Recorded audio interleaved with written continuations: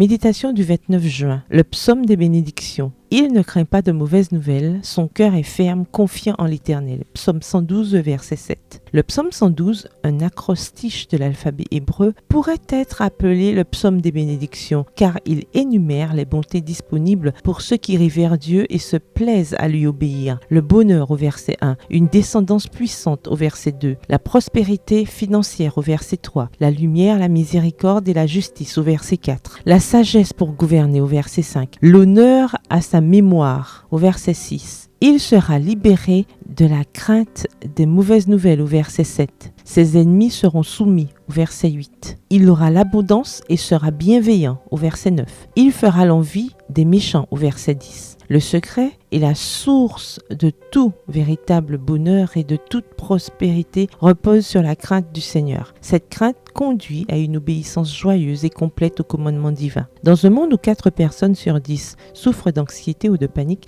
cette promesse est encourageante. La bonne nouvelle est qu'il y a une différence entre la peur et la crainte. La crainte de Dieu conduit à une vie sans peur. Je commençais une nouvelle carrière en tant que spécialiste du développement de l'enfant. Je ne connaissais pas la procédure de transition des enfants vers le système scolaire. J'ai prié et me suis familiarisée avec le processus et je suis devenue une experte des transitions. L'équipe d'évaluation du système scolaire et les responsables du district scolaire m'ont félicité pour mon travail et m'ont suggéré de former le reste du personnel. Dieu transforme nos peurs en force. Satan se réjouit lorsqu'il peut faire tomber les enfants de Dieu dans l'incrédulité et le découragement. Il se réjouit de nous voir nous méfier de lui et douter de sa volonté ainsi que de son pouvoir de nous sauver. Il se réjouit de nous faire croire que ses providences nous apportent la souffrance.